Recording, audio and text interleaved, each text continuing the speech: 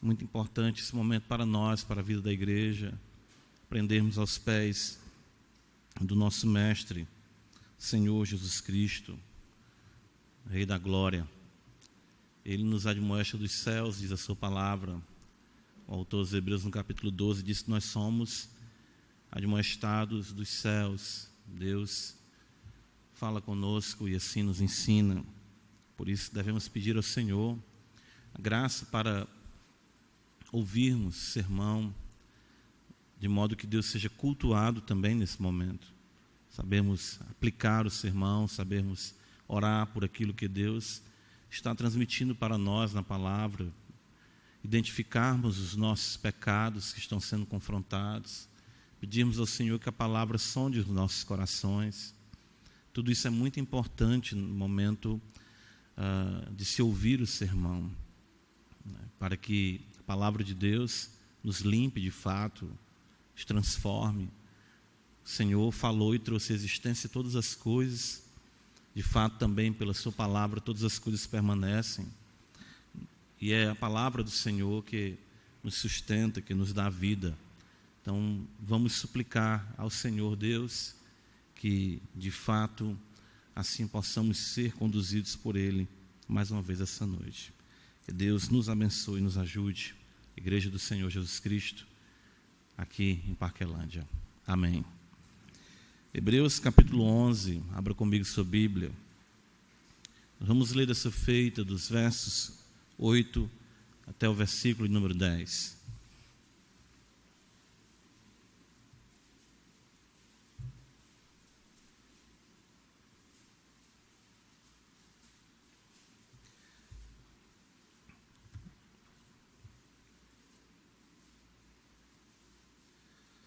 O autor dos Hebreus nos diz assim, palavra do Senhor: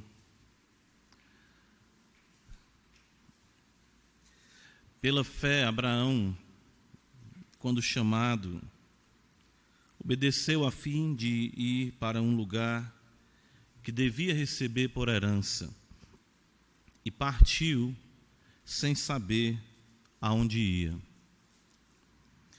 Pela fé peregrinou na terra da promessa, como em terra alheia, habitando em tendas com Isaque e Jacó, herdeiros com ele da mesma promessa. Porque aguardava a cidade que tem fundamentos, da qual Deus é o arquiteto e edificador. Amém. Senhor, mais uma vez, Pai, nós nos colocamos diante de Ti, totalmente dependentes do Senhor.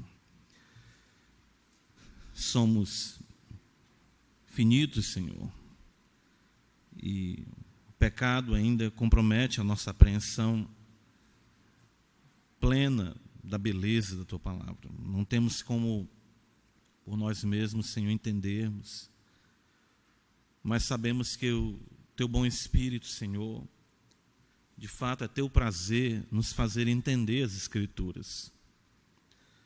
Quando Tu viu os discípulos no caminho de Emaús com uma perspectiva totalmente equivocada, Tu ensinou para eles tudo o que constava de Ti nas Sagradas Escrituras. Também o Santo Evangelho nos diz que Tu abriu o entendimento dos Teus discípulos para entenderem as Escrituras, para entenderem tudo o que estava na lei, nos profetas, nos salmos, da Tua singularidade, da Tua grandeza. Tu tens prazer em ensinar, Tu mesmo disse: aprendei de mim. E nós estamos aqui, Senhor da glória, para aprendermos de Ti. Somos Teus discípulos, somos Teus, queremos aprender, queremos cada dia sermos moldados à imagem do Senhor. Esse é o propósito do Senhor Deus. Então nos ajuda, Senhor, que essas verdades possam, de fato, aquecer o nosso coração. Nossas mentes possam ser totalmente tomadas, ó Senhor, pelas realidades celestiais e possamos pensar nas coisas do alto, possamos nos deter exatamente no que é eterno. Esse é o grande desafio, Senhor, e passamos a semana toda com tantas lutas, com tantos afazeres, com tantos desafios, com tantas circunstâncias que nos levaram a pecar, enfim, não agimos como deveríamos ter agido, não falamos da maneira que assim te agradaria mais, nem pensamos, de fato, tudo em nós, lamentavelmente, tem esse toque maculador do pecado. Mas sabemos que basta uma palavra tua, Senhor, basta um olhar teu, e tudo isso é dissipado em nossas vidas. Só o Senhor falar, só o Senhor dizer, como disse aquele leproso que se prostrou aos teus pés: Senhor, se tu quiseres, tu podes purificar-me. E o Senhor disse: quero ser limpo. E imediatamente a lepra deixou aquele homem. Aquela mulher olhou de longe e considerou que se apenas tocasse em ti, todo o mal nela seria, Senhor, extirpado, o mal seria estancado. E ela tocou no Senhor, e o Senhor louvou a fé daquela mulher. Basta, Senhor, que tu assim o diga, e assim acontece. Basta que tu olhe para o nosso coração e diga: esse pecado não terá mais domínio sobre meu servo, meu filho, e assim o será. Basta que tu diga: essa tristeza, essas trevas, essa ansiedade, essa incredulidade não tem mais lugar nesse coração no qual tu é rei, e assim o será. Basta que qualquer homem ou mulher que aqui entrou cativo ainda dos seus pecados e totalmente desesperados, sem expectativa nenhuma de vida, basta tu dizer: viva, e essa vida assim o viverá. Tu tens poder, Senhor. Eu posso passar dias, semanas, meses, anos falando aqui, e eu não consigo transformar um côvado da minha vida ou da vida de ninguém, mas basta uma palavra tua e toda a história da nossa vida é transformada. Toda a história da tua igreja, basta que tu fales. Por isso nós te pedimos essa noite: fala conosco, Senhor. E dissipa tudo aquilo que não é do teu agrado, e toma para ti o nosso ser de forma intensa. Possamos de fato arder, possamos de fato ser consumidos em amor. Acende essa chama no peito de cada crente, para que haja um sacrifício constante de devoção, de amor, de serviço ao Senhor. Ajuda a tua igreja nesse mundo de trevas, e que cada dia mais estejam nossas cabeças erguidas, aguardando a bendita manifestação do Senhor, com as nuvens do céu com poder e grande glória. Em Cristo, Senhor, nós assim oramos e assim cremos. Amém.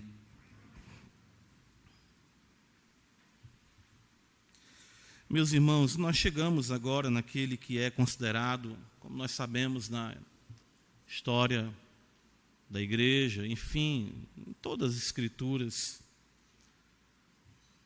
como o pai da fé, Abraão, o crente Abraão. Podemos observar que Abraão é um personagem requisitada, requerida até mesmo por aqueles que não entendem a sua singularidade, claro, pelo seu relacionamento com Deus, né? Eu lembro que uma vez eu vi um livro, eu não lembro o título, mas a ideia do livro era que as três grandes religiões têm em comum a sua origem em Abraão, ou reivindicam a singularidade de Abraão, né? E aí ele citava no livro o islamismo, que eles falam, né? Abraão, reivindicam Abraão como se fosse o originador da adoração verdadeira a Alá, como eles dizem.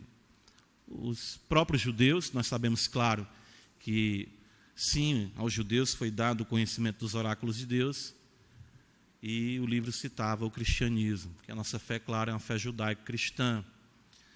E, distintamente dos judeus, nós entendemos que Abraão, dele haveria de vir o Cristo, e o Cristo nós sabemos ser Jesus de Nazaré, o Filho de Deus, que se encarnou, e aqui nós louvamos a Deus em seu santo nome.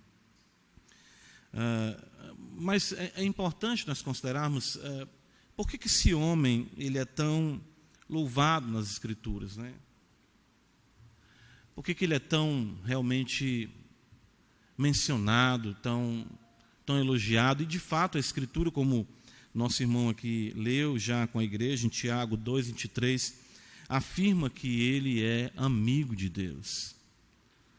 Eu creio que não existe melhor título do que esse, o reconhecimento da própria palavra de Deus, do que sermos considerados, ou pensando no caso de Abraão, de uma forma tão singular como amigo de Deus. É verdade que Jesus fala que nós somos seus amigos, e eu creio, claro, que está a nossa relação já com aquele que é o filho maior de Abraão, que é Cristo Jesus, nosso Senhor. Isso nos coloca em uma relação de amizade com o Senhor. Não existe mais inimizade, não é? Romanos 8, Paulo diz que a carne, o pendor da carne é inimizade contra Deus. E uma vez que nós somos justificados mediante a fé, somos colocados numa relação de paz, ou seja, temos paz com Deus. Claro, nós gozamos desse status também, mas nós nunca podemos deixar de considerar a singularidade de Abraão. Certo? É muito importante isso. Eu creio que não só eu, outros pregadores, já li muitas vezes em sermões, nós sabemos que todos somos salvos mediante a fé, isso é dom de Deus, não vem de nós, é a graça de Deus, mas nós sabemos que existem homens, existem realmente servos de Deus, existem mulheres também, nós cremos assim, que exatamente são elencados por Deus de uma forma a qual nós devemos ter até mesmo cuidado e sabemos que nós nunca seremos como os tais. É o chamado de Deus para cada um, não é? É exatamente a dádiva de Deus para a vida de cada um. E Abraão, ele recebe esse título de forma tão singular como amigo de Deus. Tiago 2, versículo número 23, é o que foi lido essa noite. Ele creu em Deus, e isso lhe foi imputado para a justiça, e foi chamado amigo de Deus. Ora, na semana passada nós consideramos o relato sobre a vida de Noé. E sabemos também da singularidade da vida de Noé, como também vimos o relato da vida de Enoque, enfim, do próprio Abel. Cada homem com a sua singularidade, mas a Abraão, o próprio autor aos Hebreus, dedica o maior espaço nesse capítulo, em sua galeria, né, em que ele elenca nomes aqui importantes, ele exatamente dedica maior atenção à vida de Abraão. Isso, claro, nós sabemos por conta que era pertinente aos hebreus, os judeus, exatamente afirmarem serem filhos de Abraão. O próprio João Batista critica o fato dos judeus irem até onde ele batizava e não se arrependerem, e ele próprio disse que eles não deveriam ter por certo o fato de serem filhos de Abraão no que concerne apenas a descendência humana e não entenderem de fato o aspecto espiritual, a descendência espiritual que só é possível a nós em Cristo Jesus, nosso Senhor. Evangelho de Mateus, no capítulo 1, todos conhecem o versículo. O evangelista vai abrir o evangelho dizendo para nós, livro da genealogia de Jesus Cristo, filho de Davi, filho de Abraão. Então, essas duas personagens são realmente singulares, né? Mas o fato é que nem mesmo nós temos aqui o autor dos Hebreus se detendo em Davi, mas em Abraão ele realmente se detém.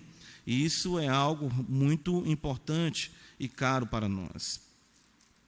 Gálatas capítulo 3, abra comigo a escritura. Eu quero que nós entendamos a importância do porquê considerarmos Abraão e a nossa relação com ele. Por que é pertinente para nós sabermos a história de um homem que sai de uma terra, peregrina em outra terra, e não tem, de fato, em um contexto vamos dizer, de paradigmas humanos, feitos grandiosos. Abraão não construiu uma cidade, Abraão não escreveu um livro. Quem escreve o texto sagrado é Moisés, que vem há 500 anos aproximadamente após ele. Abraão não é um homem de grandes obras ou de grandes realizações no que concerne a esse mundo. Houve o fato da guerra contra os reis, ele resgata o seu sobrinho Ló, mas isso ainda assim dentro de um contexto ainda pequeno, comparado à própria realidade do mundo, e até mesmo com impérios ou homens grandes que existiram, até mesmo antes ou depois dele. Mas veja, Gálatas capítulo 3, o apóstolo Paulo vai dizer algo muito importante. Eu creio que isso vai nos ajudar a entender mais o porquê de considerarmos a vida desse homem de Deus.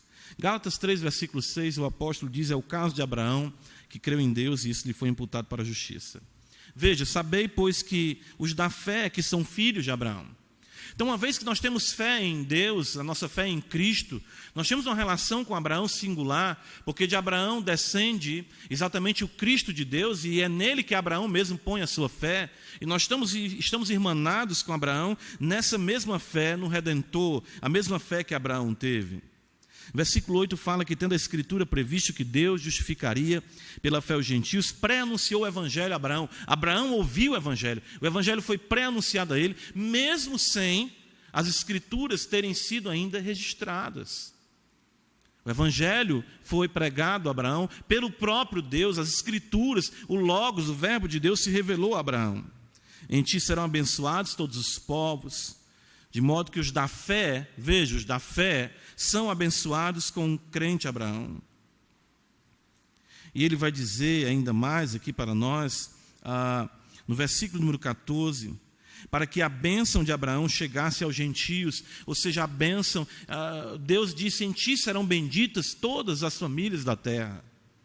Então é singular o pacto que Deus faz com Abraão em Cristo Jesus. Veja que ele diz, para que a bênção de Abraão chegasse aos gentios em Jesus Cristo, a fim de que recebêssemos pela fé o Espírito prometido. Então Abraão tinha o Espírito Santo sobre sua vida, pela sua relação autêntica com o Evangelho, e a bênção de Deus é que o Espírito seria derramado sobre toda a carne. Chegaria aqui no Ceará, chegaria aqui na Parquelândia, aqui teríamos descendentes de Abraão, crendo no mesmo Evangelho, crendo no mesmo Cristo, tendo o mesmo Espírito, sendo salvos pela mesma graça. Versículo 29, de forma conclusiva, Paulo vai dizer, em Gálatas 3, e se sois de Cristo, também sois descendentes de Abraão e herdeiros segundo a promessa. Então nós temos toda uma relação com Abraão e uma necessidade de conhecimento da sua pessoa, do seu procedimento, até para que isso nos traga mais ainda a compreensão da nossa identidade cristã. O apóstolo Paulo não coloca Abraão como uma realidade da velha dispensação, até mesmo se Abraão viveu antes da realidade da lei.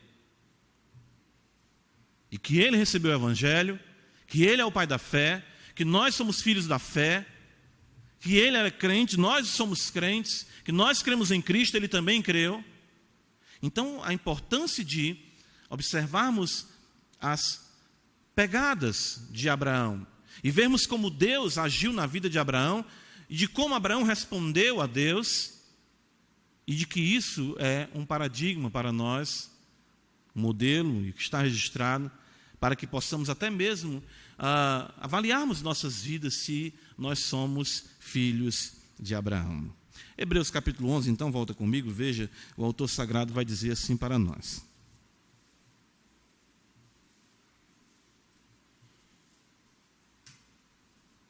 Pela fé, versículo 8.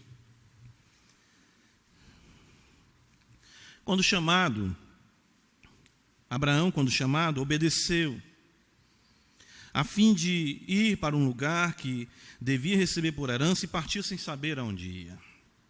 Nós temos aqui algo muito singular que acontece na vida de Abraão, que é exatamente o fato do que acontece na vida de todo crente, pelo menos assim nós o cremos.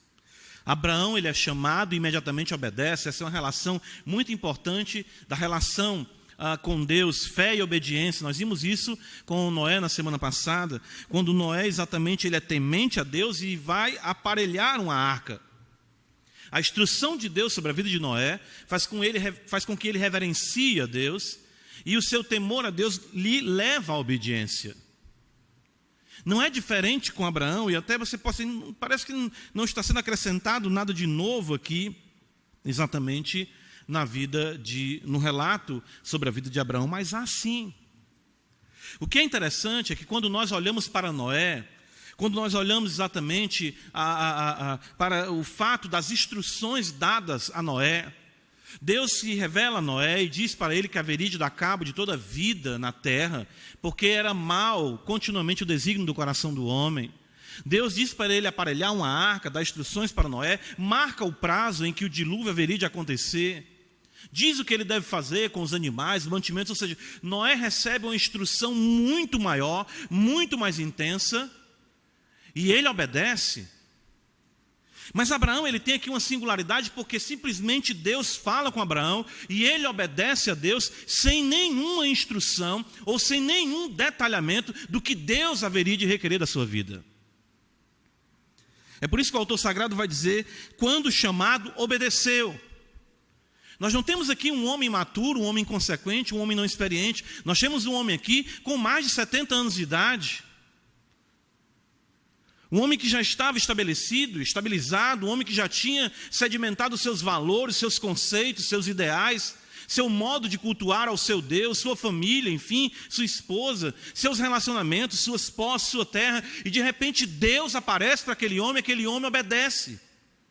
Isso é muito intrigante, é muito curioso se pensar nisso, da maneira como Deus exatamente age na vida de Abraão.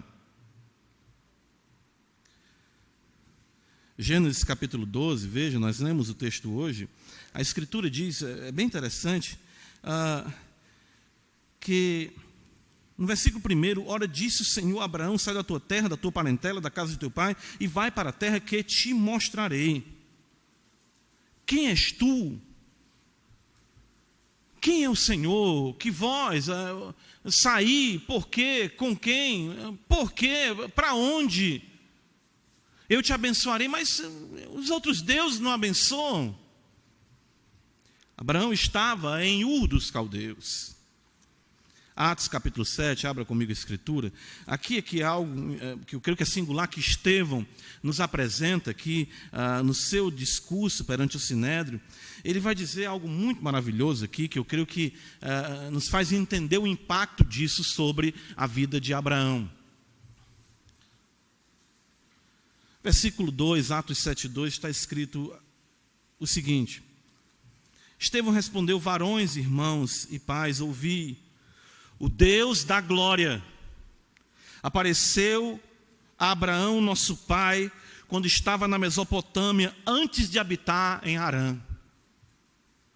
E lhe disse, sai da tua terra e da tua parentela e vem para a terra que eu te mostrarei. Estevão diz que o Deus da glória apareceu a Abraão. E isso com certeza dissipou todas as dúvidas e questionamentos que pudessem surgir no coração de Abraão. Ali estava um homem tocando a sua vida, vivendo a sua vida, e certa dela em todos os seus, podemos dizer, todas as suas áreas. E a glória de Deus se manifesta sobre a vida de Abraão, e ela exatamente muda para sempre, totalmente a sua vida. O impacto é tão glorioso pela glória de Deus, que Abraão não tem dúvidas de que ele está diante do Deus Todo-Poderoso, Criador dos céus e da terra. É interessante isso. Ou seja, o pai da fé, ele exatamente tem o acesso à esfera celestial, pelo que lhe é revelado do próprio Deus, e isso sem nenhuma explicação ou pormenorização de questões teológicas. O Deus da glória lhe aparece e diz, é isso, isso, isso, e ele obedeceu. Pronto. Só isso.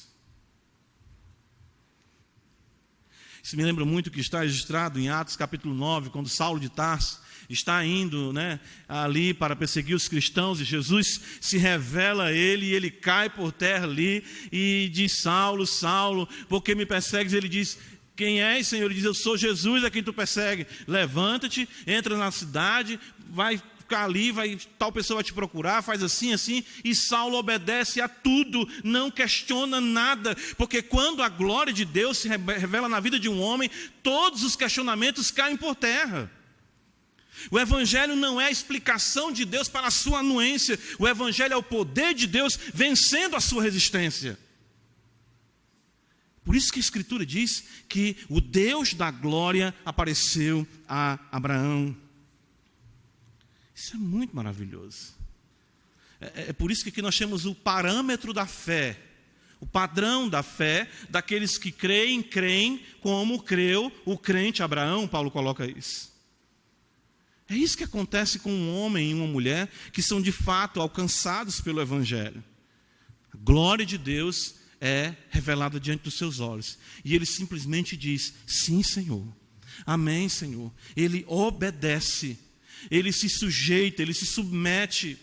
Interessante que eu sei da importância, claro, do testemunho, a Escritura fala isso. Digo no que concerne à fé cristã, sabemos de tantas pessoas que trazem infâmia sobre o Evangelho, falsos profetas, falsos pastores, falsos cristãos, o desserviço que o mau testemunho traz ao Evangelho. Nós sabemos disso. Mas quando Deus se revela para um homem ou para uma mulher, nada disso pesa ante a revelação da glória de Deus. Não estou com isso dizendo que não é importante nós sermos luz deste mundo e sal nessa terra. Mas o Evangelho é muito mais do que tudo isso. O Evangelho é muito mais do que qualquer coisa que possamos conceber ou qualquer realidade que algum homem tente criar para trazer obstáculos ao seu desenvolvimento. Volta para Hebreus 11, veja como é importante. O texto diz que pela fé Abraão, quando chamado, obedeceu a fim de ir para um lugar que devia receber por herança e partiu sem saber aonde ia. Alguns fatos aqui são interessantes. Ele tinha que ir para um lugar, mas que lugar? Deus não lhe diz. Abraão acordou em Ur dos Caldeus, sem saber onde dormiria na noite daquele mesmo dia, mas obedeceu.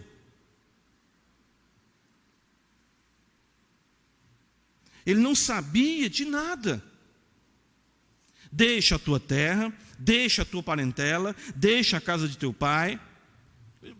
Só um instante, não existe isso. O registro de Gênesis 12 é exatamente aquilo que Deus revelou a Abraão, e que Estevão diz: o Pai, o Deus da glória apareceu e disse isso para ele. E ele então começou a mexer com tudo e com todos, chegou para sua esposa, chegou para todo mundo: estou indo embora para onde? Não sei. Fazer o quê? Não sei. Por quanto tempo? Não sei. Eu vou herdar, Deus me disse que eu vou herdar alguma coisa, o quê? Também não sei. Uma terra, onde é? Não sei.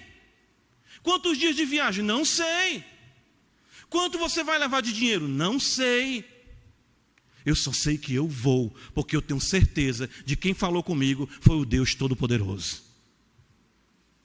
Irmãos, isso é por isso que a fé de Abraão, por isso que a graça que operou na vida de Abraão é tão singular. Deixou tudo para trás, sendo um homem de avançado em idade. Porque quando a Escritura fala que ele deixou Harã aos 75 anos, né? Nós vemos isso registrado. Nós temos o chamado, Estevão vai dizer que de fato o chamado vai se dar primariamente em Ur dos Caldeus. Mas aí vem um fato interessante, né? Eu tenho lido esses dias o puritano William Perkins sobre exatamente esse texto de Hebreus, e ele diz algumas coisas interessantes. Ele diz assim, irmãos, ele fala, né, no comentário, interessante isso: quando a gente vai ficando velho, a gente não quer sair da nossa casa por nada nesse mundo. Para me passar uma noite fora de casa, eu digo eu já, né? Eu, o pastor Cleiton já entregou minha idade hoje aqui de manhã, mas enfim, né? Para mim é uma coisa assim, colossal sair de casa. Sabe? Porque tem a sua roupa de dormir, tem o jeito que você dorme, onde você dorme, onde é que está a sua escova de dente, né? Se você quer o ventilador no 1, no 2, no 3, aí tudo aquilo ali você sabe. O calçado que você usa, o banheiro que você usa, está tudo no cantinho, tudo tem o seu nome, tudo está personalizado. E Abraão tinha tudo isso.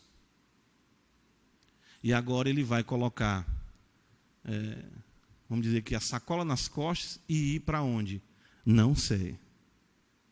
Irmãos, deixar o conforto, deixar a estabilidade, deixar os familiares, deixar a familiaridade com o seu país, com a sua língua. Já contei isso aqui para os irmãos, que quando eu estive no Pará, né, por quase 3 anos ali, e no primeiro ano quando eu cheguei ali, e a novidade, a gente acha interessante, cultura, terra e tudo, e aí passou 1 mês, 2 meses, 3 meses, a minha esposa: não tem saudade não do Ceará e tudo isso? Não, tenho não. está tranquilo. Aí disse, vai, é mesmo, e tudo. Valo, tu é tão insensível, assim, ela dizia para mim. Eu disse, não, porque para mim eu não estou apegado, assim, e tudo. A hora, quando deu assim, mais ou menos 6, 7 meses, eu já estava gemendo. Quando eu ouvi as velas do Mucuripe do Fagner, chega as lágrimas caíam. Porque a gente tem um apego com a nossa terra. A gente tem um apego com a nossa gente, com a nossa família, com o nosso povo. E Deus está dizendo para Abraão, você vai deixar tudo isso aí. Mas Senhor, por quê? Ele não pergunta. Para quê? Ele não pergunta. Para onde? Ele não pergunta. Unicamente ele obedece. É por isso que o autor aos Hebreus diz, pela fé, Abraão, quando chamado, obedeceu. E por isso que ele dedica tanto tempo aqui, exatamente a mostrar para nós a singularidade desse homem. Daí, irmãos, nós vemos como a fé, ela não pede licença e nem desculpa a razoabilidade humana. Tal ato é considerado totalmente insano e irresponsável de uma perspectiva meramente humana. Esse relato de Gênesis 12, ele é considerado hoje, de uma perspectiva, né, de planejamento, de projeto, de organização, de se fazer uma previdência. Tudo isso aí é insano. Responsável, Abraão. Tira a esposa, já de idade avançada, se distancia dos familiares, vai para um lugar, sabe nem para onde ir. Isso é coisa de quem está louco. É por isso que nós temos que ter muito cuidado com aquilo que nós aprendemos, e aí é que eu falo para a igreja. Secularização, embora envolva isso também, de vida promíscua, não é só isso. A secularização consiste exatamente nisso, em nós não conseguirmos dar nem um passo sequer por fé, nem conseguirmos considerar as coisas de uma perspectiva divina, não é? Achei interessante o pastor falando aqui pela manhã isso, de crer que Deus seja o nosso sustento e não o homem. Por isso nos vendemos, negociamos, tentamos redefinir as escrituras para que não andemos por fé, mas andemos por vista. A vida cristã é exatamente, irmãos, um verdadeiro absurdo para um homem natural. Não é exatamente isso que o Evangelho demanda de nós, assim como demandou de Abraão. Mateus capítulo 10, veja o que o Senhor Jesus diz para nós aqui. Mateus 10, eu separei aqui 2 referências. Evangelho de Mateus, capítulo 10.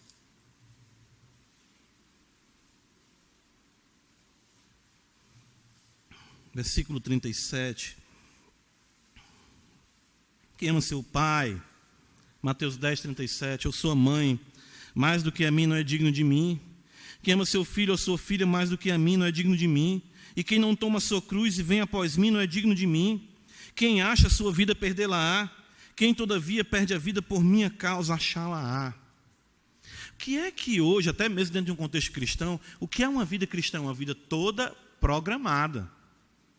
Tudo bonitinho. Se os missionários do passado fossem assim, será que eles teriam feito o que eles fizeram? É por isso que hoje nós não vemos exatamente tão belas histórias, porque nós de fato temos pessoas com pequena fé. Lembra de William Carey?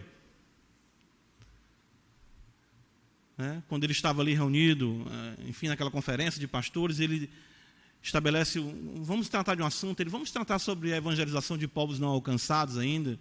E um pastor mais antigo disse, jovem, quando Deus quiser alcançar esses povos, Ele mesmo fará sem nossa ajuda. Mas William Carey não teve paz até que exatamente fosse pregar o Evangelho. Se reuniu com um grupo de irmãos simples e passou a primeira vez, vamos dizer assim, como que um pratinho ali para recolher poucas moedas de onde se estabeleceu a sociedade, a missionária que o manteve, enfim, que mexeu com as outras igrejas. O fato é que ele foi, e se fosse esperar todos os projetos, todas exatamente as organizações, todas as elaborações que hoje nós demandamos para fazer alguma coisa para Deus, será que nós hoje consideraríamos, estaríamos falando sobre William Carey como pai das missões modernas?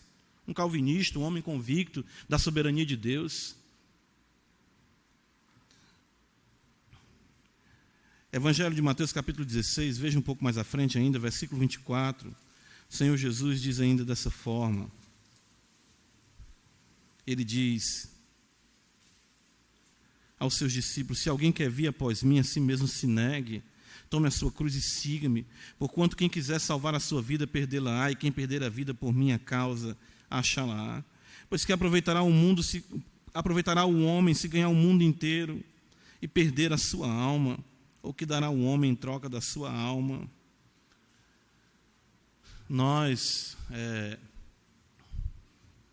Eu creio que nós não experimentamos grandes coisas de Deus, como diz William Carey, porque nós não esperamos grandes coisas de Deus.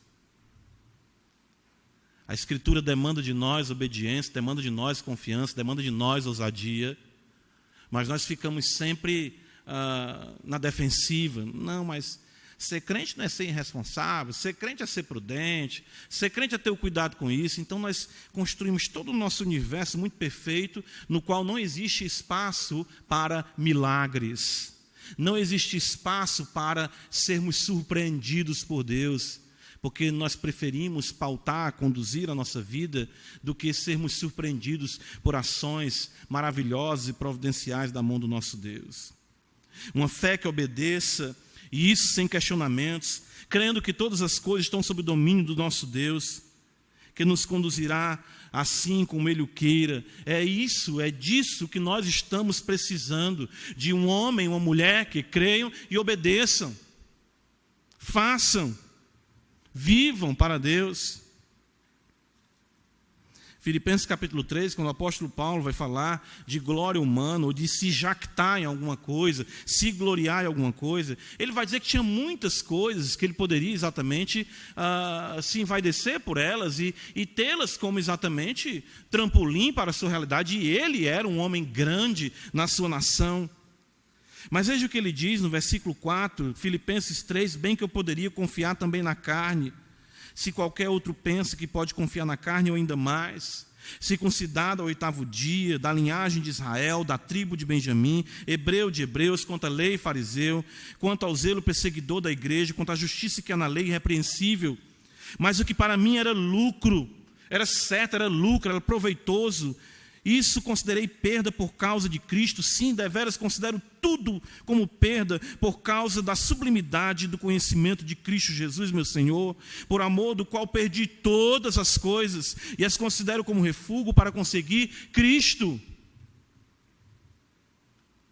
Quando Cristo impacta a vida de um homem, nada mais importa.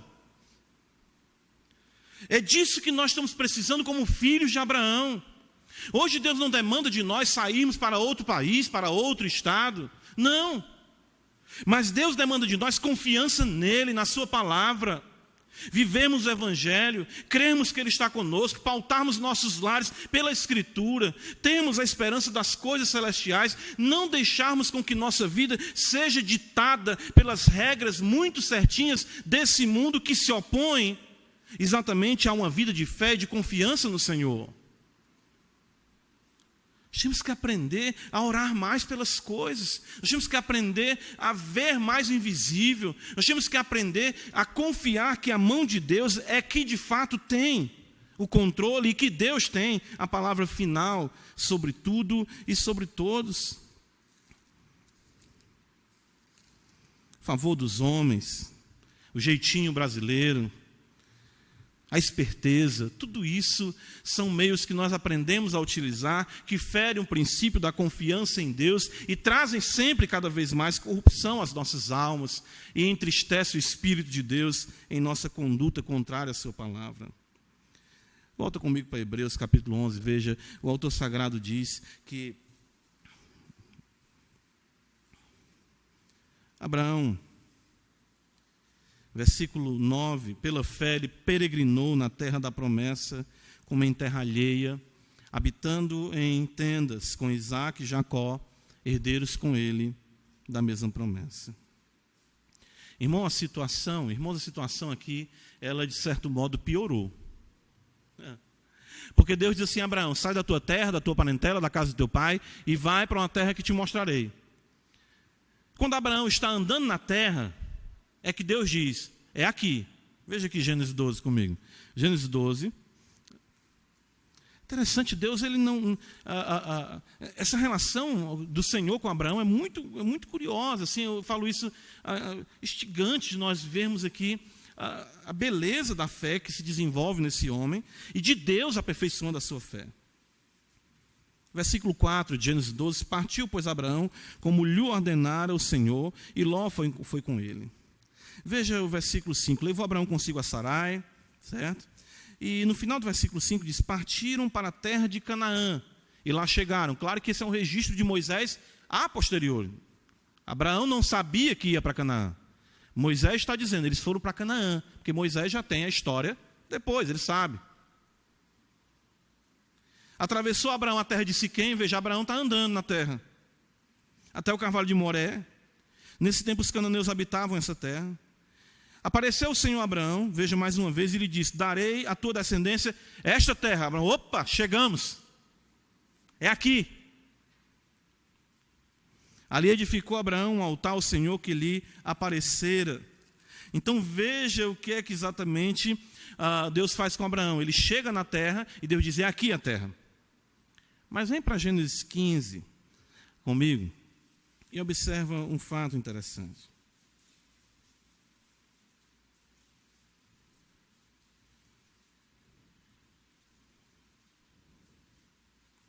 Versículo número 18 está escrito, naquele mesmo dia fez o Senhor aliança com Abraão, dizendo, a tua descendência dê esta terra, porque desde o rio do Egito até o grande rio Eufrates, e ele vai dar ainda as dimensões aqui da terra.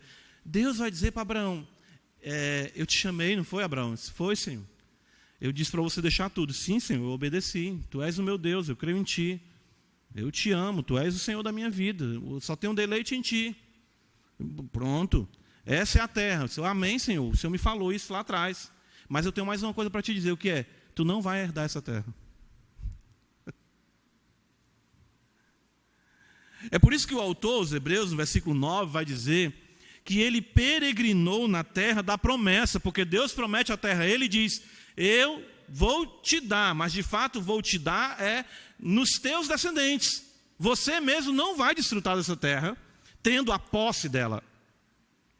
De fato, no capítulo 15, ainda não li com os irmãos, mas está lá, que a tua descendência será 400 anos escravo, né? E depois eles voltarão para cá. Ou seja, ainda o cumprimento da promessa se daria séculos à frente.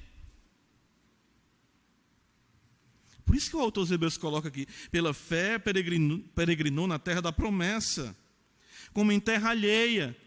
Abraão tinha a terra sob os seus pés, mas não podia de fato possuí-la. Mas é interessante, isso não amargurou, isso não frustrou, e mais uma vez nós vemos a aceitação dos fatos em submissão e fé, pois Deus lhe prometeu uma terra que ele literalmente nunca possuiu. Estevão vai dizer no capítulo 7, veja como é interessante, ele coloca isso, Atos 7, não é o livro de Estevão, né? Atos 7, ele vai dizer para nós, no versículo 4, saiu da terra dos caldeus, foi habitar em Harã, dali com a morte de seu pai, Deus o trouxe para esta terra em que vós agora habitais. Nela não lhe deu herança, nem sequer o espaço de um pé, mas prometeu dar-lhe a posse dela, depois dele a sua descendência, e ainda não tendo ele filho. A tua descendência vai herdar aqui, mas ele não tinha nem filho.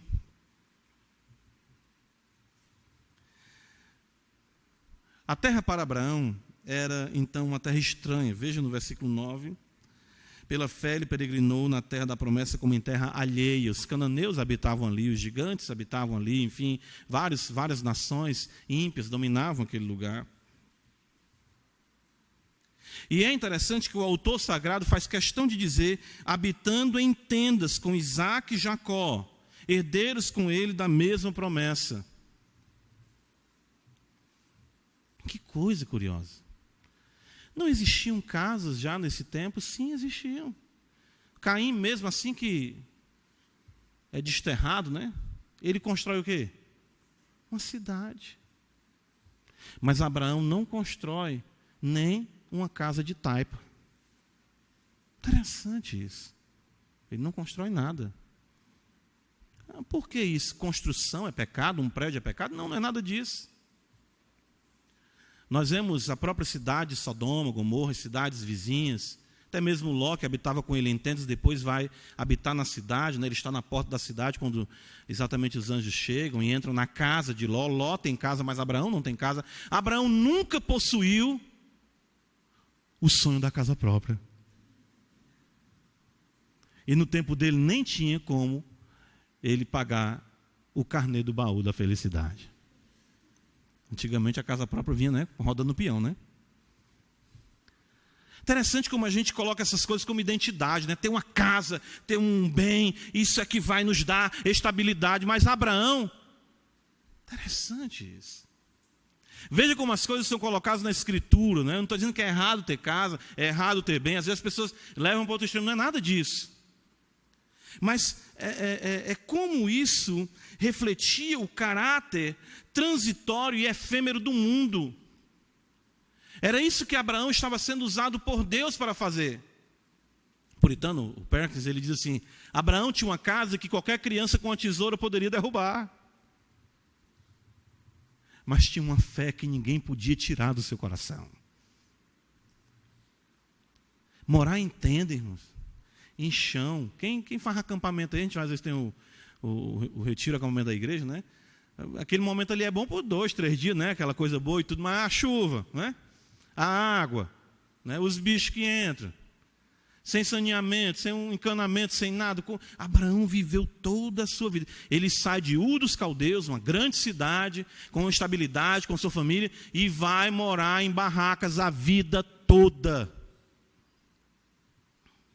Não só ele, mas também Isaque e Jacó, herdeiros com ele da mesma promessa. Então vejam como isso é interessante. Por que isso? Exatamente para destacar o aspecto transitório, efêmero, instável, inseguro desse mundo. Eu não quero me estabilizar aqui, embora ele soubesse que a terra era dele, por direito, porque ele sabia do seu caráter transitório. Irmãos, não é exatamente isso que o Evangelho faz com os que são por ele transformados. Veja 1 Pedro comigo, capítulo 2. Nós recebemos o status, como diz Pedro no versículo 11, semelhantes ao de Abraão. 1 Pedro 2, 11. O autor sagrado diz: Amados, exorto-vos como peregrinos e forasteiros que sois, a vos absterdes das paixões carnais que fazem guerra contra a alma. Nós não temos amor a essa esfera, o crente não tem amor, ele olha para esse mundo como uma terra alheia. Pelo menos é assim, e deveria ser assim, que os filhos de Abraão deveriam se portar. Não traçando apenas metas, projetos, resoluções para essa vida. De fato, 1 João 2,15 vai dizer: não ameis o mundo e as coisas que há no mundo. Se alguém amar o mundo, o amor do Pai não está nele. Nós somos estrangeiros, nós somos estranhos para o mundo, e o mundo também é estranho para nós. 1 Pedro 4, versículo 4, o apóstolo diz ainda: por isso, veja, difamando-vos, estranham que não concorrais com eles ao mesmo excesso de devassidão. O mundo estranha. Domingo, para nós, é o dia do Senhor, de cultuar o Senhor, bendizer o Senhor. Não é o dia da praia, não é o dia do futebol, não é o dia das festas, não é o dia das comemorações. O povo olha para cá e diz: que coisa, um bocado de homem desse aí, em vez de estar curtindo uma coisa ou outra, que coisa estranha. O povo do livro da capa preta, indo para aí, dá dinheiro ao pastor, sempre essa conversa, não é? Que coisa estranha. Nós temos exatamente que manter isso. Nós não devemos de forma nenhuma atenuar isso, não, pelo contrário, nosso modo de vida denuncia um modo de vida do mundo contrário a Deus, é estranho, são opostos, antagônicos. João 15, 18, o Senhor Jesus vai dizer exatamente isso. Veja, por que nós ficamos com essa questão de... Às vezes a gente pensa que o Evangelho precisa de garoto propaganda ou de uma imagem mais aceitável no mundo, né? Mas seria bom que os crentes tivessem uma imagem de tal... Veja o que o Senhor fala em João 15, versículo 18. Se o mundo vos odeia, sabei que primeiro do que a vós outros me odiou a mim. Nós somos chamados, irmãos, a não acumularmos nada aqui. Em Mateus capítulo 6, o Senhor vai dizer para nós, né? Texto conhecido, veja, Mateus 6, ele diz, no versículo 19, não acumuleis para vós outros tesouros sobre a terra, onde a traça e a ferrugem corroem, e onde ladrões escavam e roubam. Ele vai dizer, mas ajuntai para vós outros tesouros no céu, onde a traça nem ferrugem corrói, e onde ladrões não escavam nem roubam, porque onde está o teu tesouro, aí estará também o teu coração. Hoje pela manhã a gente falou sobre isso, né? 2 Pedro 3, abre comigo a escritura, 2 Pedro 3, a gente estava falando da grandeza de Cristo, da realidade cristocêntrica, da sublimidade de Cristo, e de como isso hoje é redefinido em prosperidade financeira, no evangelho terapêutico, no evangelho psicológico, de dizer que eu sou o melhor, de dizer que minha vida vai dar tudo certo. Nós definimos as bênçãos de Deus numa perspectiva meramente terrena, de dinheiro, bom emprego, faculdade, carro, casa, e achamos que isso é que nos traz identidade e nos traz estabilidade. 2 Pedro 3, o autor sagrado diz para nós, veja, no versículo de número 10, virá entretanto como ladrão o dia do Senhor, no qual os céus passarão com estrepitoso estrondo, e os elementos se desfarão abrasados, também a terra e as obras que nela existem serão atingidas, visto que todas estas coisas hão de ser assim desfeitas. Abraão olhou para aquela terra, Abraão olhou para a glória, Abraão olhou para os impérios, Abraão viu o próprio fato de Sodoma e Gomorra na sua grandeza, ele mesmo viu ser destruído com fogo. Acordou em pompa e anoiteceu em cinzas. Por isso que ele decidiu morar em tendas.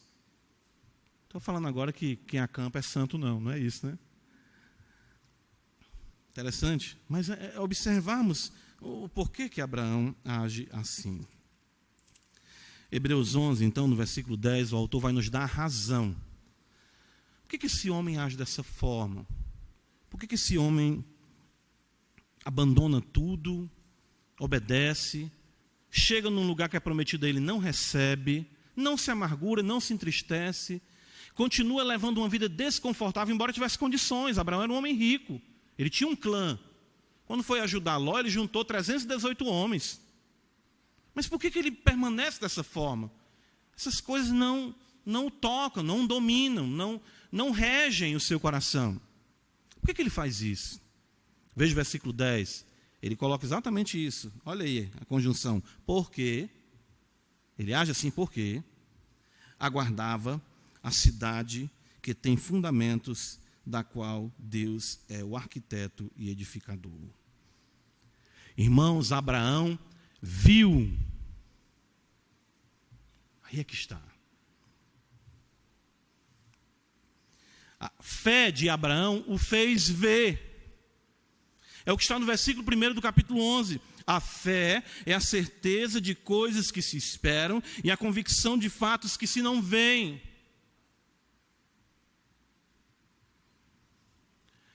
Abraão, ele olha e ele consegue alcançar a esfera celestial.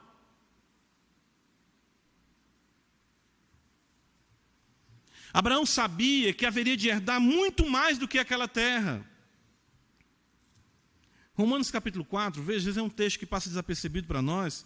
O apóstolo Paulo, usando Abraão como exemplo da justificação, ele vai dizer, Romanos 4, versículo 13,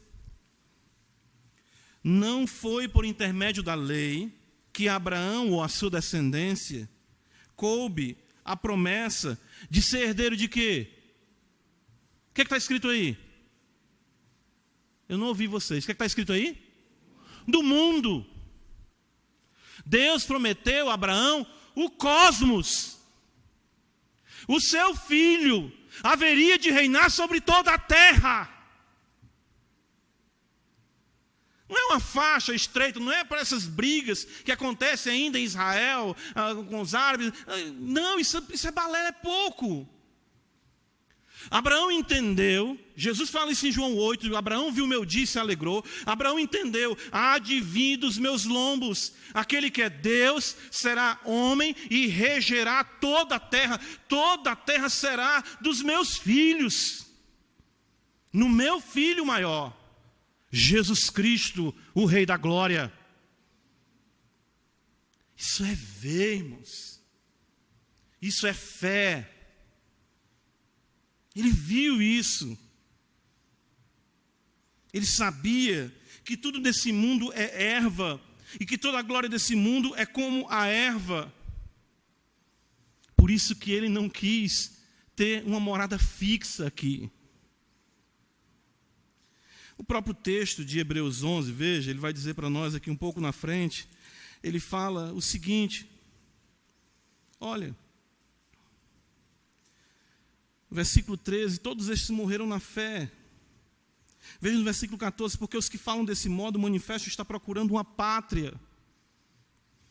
E o autor sagrado diz no versículo 10 que ele aguardava a cidade, a palavra que aguardar, ele esperava para dar boas-vindas com muito desejo, muito anelo, já nos seus dias, a cidade que tem fundamentos. Mas tudo que é construído no mundo não tem fundamento? Transitório. Efêmero. A única cidade que não passará é a nova Jerusalém que desce do céu da parte de Deus. Eis a morada de Deus com os homens. Ali sim vai permanecer. Tem fundamento, essa cidade tem fundamento, tem estrutura. E João 14, o Senhor Jesus diz que iria preparar lugar para nós. Não é exatamente isso, irmãos, que o Evangelho faz conosco. É por isso que nós temos que olhar para essa realidade de Abraão, nós como filhos de Abraão. É por isso que Paulo diz em Colossenses 3, irmãos, pensai nas coisas do alto, buscai as coisas do alto, onde Cristo vive, assentado à destra de Deus, porque morreste, a vossa vida está oculta com Deus em Cristo, quando Cristo, que é a vossa vida, se manifestar, então vós sereis manifestados juntamente com Ele em glória. 1 João vai dizer para nós, ali no capítulo 3, filhinhos, ainda não é manifesto o que havemos de ser. Mas sabemos que quando Ele se manifestar, seremos semelhantes a Ele, porque haveremos de vê-lo como Ele é. É por isso que em Mateus capítulo 5, o Senhor vai dizer, bem-aventurados os mansos, porque herdarão o quê? A terra. Tudo que está sob os seus pés é seu, é nosso. E o cetro da iniquidade não permanecerá sobre a sorte do justo, para que o justo não estenda sua mão à iniquidade, porque tudo que o olho vê será consagrado à glória de Cristo, e nós reinaremos com Ele no novo céu e nova terra. Tudo é nosso, Paulo diz, tudo é vosso. É por isso que essa mesquinhez de ter de tudo e tal, e de não cuidar da alma. Não estou dizendo que você não pode ter projetos, ter planos, ser empresário, enfim, seja o que for, mas você entender a grandeza da Escritura, a grandeza de uma vida de oração, a grandeza da comunhão com Deus, saber que tudo que você está construindo aqui é palha, vai durar no máximo o tempo da sua vida, o seu filho vai herdar, vai acabar com tudo rapidinho. Que a nossa geração inconsequente de mimimi, que não sabe fazer nada, só sabe é gastar, desperdiçar. Mas há uma cidade preparada no céu para vós outros, diz a Escritura. E é onde nós devemos acumular o nosso tesouro e de fato empenhar o nosso coração. Essa fé, né, da mesma forma, o Evangelho faz conosco. Vê a vaidade desse mundo caído, faz de fato nossos pés ansiarem por parar unicamente lá. É por isso que o livro do John Bunyan, né, interessante, né, é traduzido para nós apenas como o quê? Peregrino. Mas o título original é O Progresso do Peregrino. O peregrino não para até que ele chegue lá. Esse, irmãos, é o nosso Pai na fé. crente Abraão. E eu pergunto, quem aqui de fato são os seus filhos em Cristo Jesus? Vamos fazer um teste de DNA essa noite. Vamos observar se a nossa fé está na palavra de Deus, que é a fé na relação com a palavra. Foi Deus que falou com Abraão, ele creu em Deus. Ou se a nossa fé, aliás, as nossas convicções estão ancoradas na força do nosso braço, no que nós podemos fazer ou no que nós podemos obter. E se você entrou aqui com sua vida totalmente voltada para a sensualidade, ou seja, para os prazeres dessa vida, você não consegue ver uma esfera além dessa, o filho maior de Abraão, que é Cristo Jesus, ele pode te colocar numa peregrinação deleitosa, sem conforto na terra, mas com um gozo no peito e na alma que ninguém nunca irá tirar de você. Assim andam aqueles que pela fé obedecem o Evangelho em Cristo Jesus, nosso Senhor. Amém. Ó Deus bendito, nos ajuda, Senhor. Somos pequenos, é muito mais fácil ter tudo sob o nosso controle, mas é muito mais pobre, é muito mais medíocre. Ajuda-nos a andar crendo no Senhor. Tira de nós a pretensão, a arrogância de estabelecermos ou demandarmos do Senhor explicações, razões, porquês. Ajuda-nos, Senhor, a obedecer. E assim o Senhor será glorificado.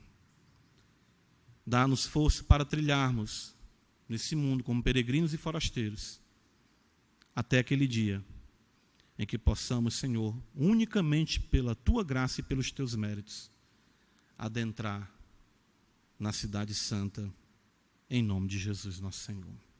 Amém.